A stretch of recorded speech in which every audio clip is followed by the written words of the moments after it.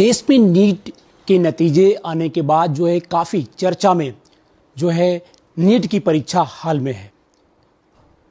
पूरे देश में नीट को लेकर जो है जिस तरह से चर्चाएं चल रही हैं, उसी को लेकर जो है अखिल विद्यार्थी परिषद के राष्ट्रीय संयोजक हमारे साथ जुड़ चुके हैं। उनसे जानना चाहेंगे। सबसे पहले आपका पब्लिक लाइफ में स्वागत है। जिस तरह से देश में नीट की परीक्षा को लेकर सवाल खड़े किए जा रहे हैं, उसको लेकर आपका क्या मंतव्य है? सबसे पहले तो मैं अखिल भारतीय विद्यार्थी परिषद का राष्ट्रीय महामंत्री मेरा दायित्व है। याज्ञवल्क्य शुक्ला मेरा नाम है। देखिए, आज कोई भी हमने बाबा साहब आम्बेडकर के संविधान को एडॉप्ट किया है और संविधान इस बात की गारंटी देती है कि प्रजा की कल्याण की कामना के लिए भारत की सरकार काम करेगी। मास वेलफेयर भारत की जो संविधान है उसकी प्राथमिकता है।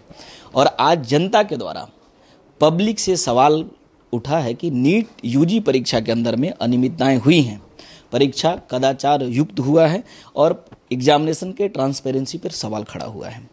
इसलिए आज एबीवीपी छात्रों की आवाज़ को प्रत्येक संस्थानों तक पहुंचाने के लिए और नीट यूजी एग्जामिनेशन के अंदर में ट्रांसपेरेंसी हो, चूँकि इस देश की तो परंपरा है। भगवान राम के सामने प्रश्न खड़े हुए तो उन्होंने भी प्रमाण देने का प्रयास किया। तो आज एनटीए के ऊपर एक बहुत बड़ा सवाल है परीक्षा के ट्रांसपेरेंसी में अनियमितता को लेकर के। इसलिए और कारण आप देख सकते हैं कि किस प्रकार से छात्र आज अवसाद में जा रहे हैं। आए दिन आत्महत्या की घटना हो रही है। मुझे लगता है कि शायद ये एनटीए के लिए आंकड़ा हो, लेकिन हमारे जैसे ऑर्गेनाइजेशन विद्यार्थी परिषद जैसे संगठन के लिए एक स्टूडेंट भी यदि नीट के कारण से, नीट नतीजे के कारण से, एनटीए के मिसमैनेजमेंट के कारण से यदि सुसाइड करता है तो मेरे लिए बहुत अत्यंत पीड़ाजनक स्थिति है। इसलिए आज छात्रों के मुद्दों पर एबीवीपी सड़क पर है और हम सड़क के माध्यम से इस देश की जो परीक्षा टेस्टिंग एजेंसी एनटीए है उसके क्रेडिबिलिटी आज संकट में है।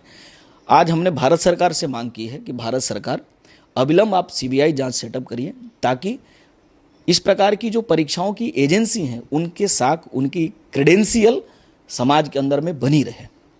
खास करके अगर देखा जाए तो नीट की परीक्षा को लेकर जिस तरह से सवाल किए जा रहे हैं, ये अब पूरा मामला जो है सुप्रीम कोर्ट में पहुंच चुका है।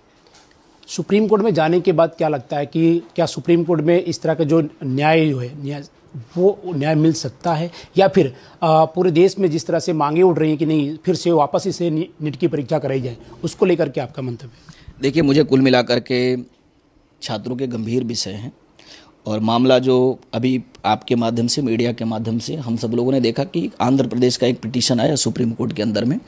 अब न्याय है तो न्यायालय में तो न्याय ही होगा। सुप्रीम कोर्ट को तो एक जजमेंट अपना करना ही पड़ेगा। उनका वो अपना जुरिडिक्शन का मामला है। सर्वोच्च न्यायालय के प्रति मैं कुछ भी नहीं कहूँगा। हमारी यह विश्वास है कि भारत की सरकार लाखों परीक्षार्थियों के मन में उठ रहे हैं सवाल के प्रति बहुत संवेदनशील होगी। सरकार संवेदनशील भी है।